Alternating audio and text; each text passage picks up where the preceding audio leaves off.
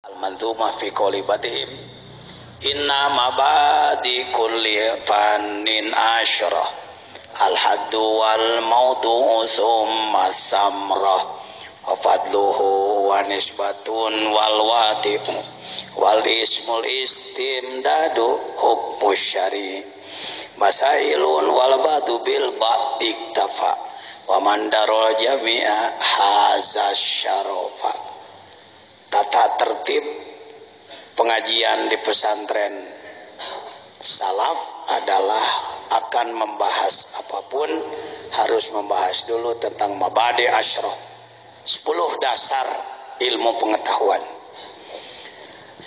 Di dalam sebelum masuk ke hikam, karena hikam tidak membahas mabadi, kita masuk dulu ke tanwirul qulub.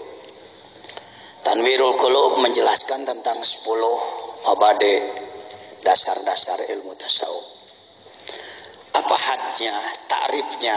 Huwa ilmun yurafu bihi ahwalun nafsi mahmuduha wa mazmumuha wa kaifiyatu tathiriha minal mazmumi minha wa tahliyatiha bil ittisabi bi mahmudiha wa kaifiyatis suluki wa sayri ilallahi ta'ala wal firari ilaihi. Eta tasawuf. Di Indonesia orang sering membuat definisi masing-masing. Kang, apa tasawuf? Oh, tasawuf itu pakai jubah. Jubahnya robek-robek, diam di dalam goa, bawa tasbih segede-gede telur asin. Oh, tasawuf itu ini, oh tasawuf itu ini. Semuanya membuat definisi tidak menggunakan logika, tidak menggunakan ilmu mantik, maka definisinya ngawur. Kembalilah kepada definisi. Di antara definisi ilmu tasawuf adalah ini, bukan hanya satu. Definisi boleh. Saya kata orang termasuk orang yang tukang nyianan definisi ketika definisi sesuatu belum jelas. Antara lain definisi yang belum jelas, definisi ilmu laduni. Rata-rata laduni adalah ilmu yang datang dari Allah tanpa belajar. Definisi menyesatkan itu. Sebab banyak orang mencari ilmu tersebut tidak mau belajar, akhirnya laduni henteu diajar henteu. Legek nu aya, sombong nu aya nepuk dada. Mentang-mentang anak kiai besar, aku mah langsung laduni stres. Ya tahu.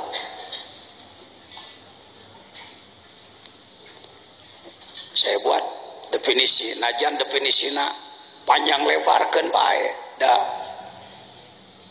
Prinsipnya dalam ilmu mantik disebutkan definisi yang benar adalah jami'un mani'un munakisun mutaridun. Itu syarat 4. Jami'un mencakup, mani'un mencegah yang bukan, munakis bisa dibalikan, mutarid ngaguluyur, bisa berlaku.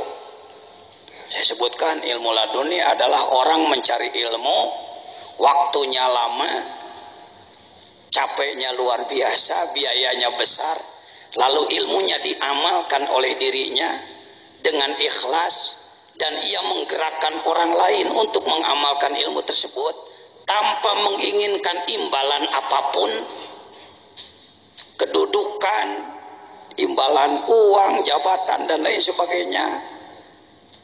Oleh Allah ditilai orang ini benar-benar menuju Allah, ingin menegakkan agama Allah, maka oleh Allah diberi pengetahuan tambahan dia kakarek ladun nih gitu. Tuhnya geus dibongkar takuana